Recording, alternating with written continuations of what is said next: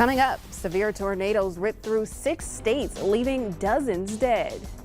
And heavy snow dumped on parts of Minnesota last night.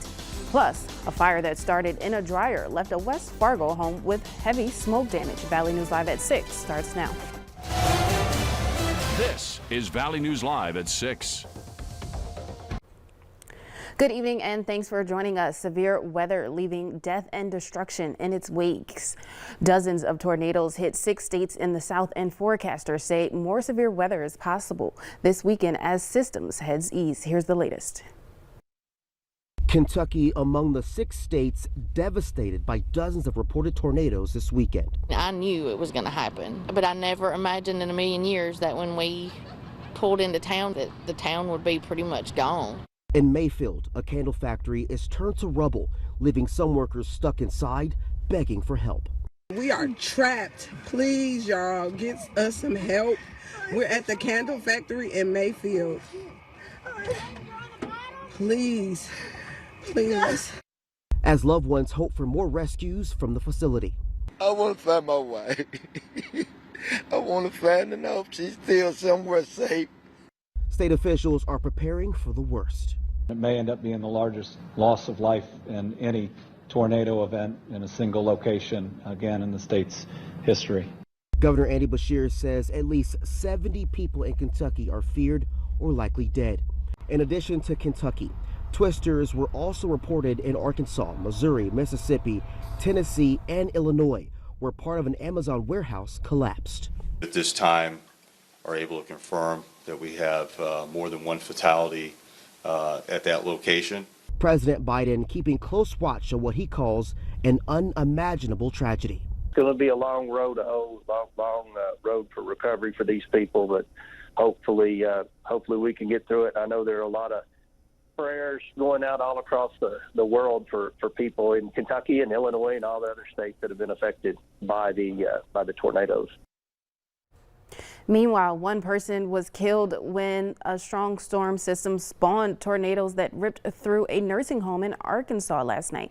City officials said at least 20 people had been injured, many of which had to be pulled free from the wreckage. Arkansas Governor Asa Hutchinson, who toured the wreckage, said it was remarkable that there was not a greater loss of life.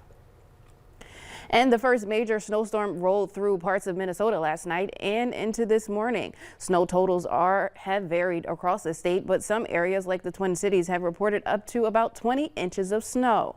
Now let's send it over to Chief Meteorologist Hutch Johnson, who shares more. Hey, Hutch. Nishay, thanks so much. As we take a look at the radar from last night and into the wee hours of this morning, you can see this storm system spiraling its way through. So the snow that was dumped on the Twin Cities, the same storm indeed that brought the severe weather to the deep south and the destructive tornadoes. Taking a little closer first to the tornadic activity, an outbreak this time of the year that happened in the deep south with cold, dry air clashing with more humid air from the Gulf Coast, and enough energy and spin in the atmosphere for long-lived tornadoes. You may have heard the one that could have went over 200 miles. That'd be close to a record. 44 tornadoes. Once again, here's a closer look at the areas very badly hit. Now, this is just south of Paducah. You can see at the top of your screen right here. And there is the Mayfield area, and also the storm just continued on across the state of Kentucky. Here's some snow totals associated with the northern branch of this system. It was 21 inches. That's in East St. Paul. Look at all of these, over 1.5 feet of snow and kissing 2 feet of snow. St. Cloud, on the other hand, 3 inches of snow. Tonight, quiet in Fargo, and we can thank goodness for that. It looks like we'll be clear, but south winds will keep us from getting too cold. A super Sunday is in store. Nishay, I'll have details on that. And then we will have an update for you with the very latest on our snowy and stormy weather that we're watching for next week here in a moment. All right. Thank you so much, Hutch. A West Fargo home is now left with smoke damage after a fire started in the laundry area. The fire took place in the 2800 block of Westwood Street. Authorities say a belt came off the dryer inside the home and sparked a fire. We're told no one was hurt in the incident and that fire crews were able to contain the fire quickly. And today, emergency crews were called to the West Acres Mall after someone was apparently assaulted with a hammer. Crews were called just before 2 p.m. this afternoon. According to dispatch audio, the incident happened near the JCPenney's at the mall. No word on the victim's injuries. We have reached out to Fargo PD for more information, but have yet to hear back. Last week, a Fargo man had his car stolen while at work. He later came home to find the thieves had also entered his apartment and stole thousands of dollars worth of items. Among them was a laptop, a tablet, and gaming systems. Clausen says the thieves found his address on his ID and his wallet, which was stolen from his vehicle. Fortunately, his neighbors saw the suspects leaving with his belongings and were able to give a brief description to police. Happy that I left my keys in my car. Like, of course I leave my other keys in my car for my apartment because why would I bring them in? My car's right there. So we'll have much more on this story later tonight at 9 and 10 on Valley News Live. Just over 60% of eligible Americans are now fully vaccinated, but even with those protections, case numbers have gone up 22% in the past 2 weeks. Michael George has more on the story. In New York State, a temporary statewide mask mandate was issued yesterday by the governor for people going into any indoor business that doesn't require vaccination. We're entering a time of uncertainty, and we could either plateau here or our cases could escalate beyond control. It comes as more Omicron cases surface this week, with at least 75 known cases in 25 states.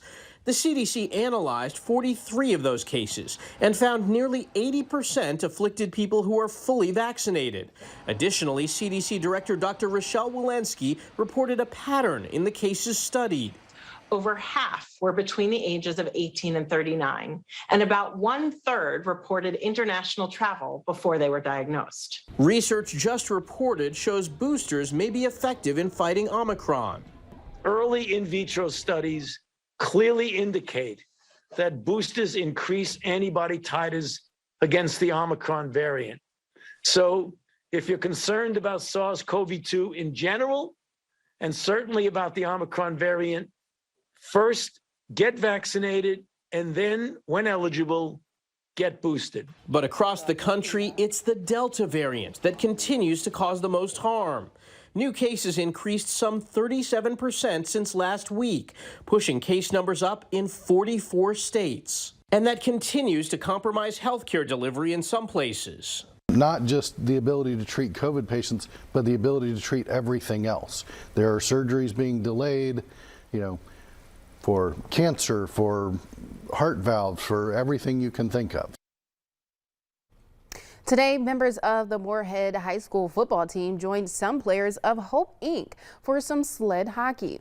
Hope Inc. started in the Fargo-Moorhead area back in 2006. The organization gives those with mobility disabilities an opportunity to compete in sports and activities through a variety of adaptive programming.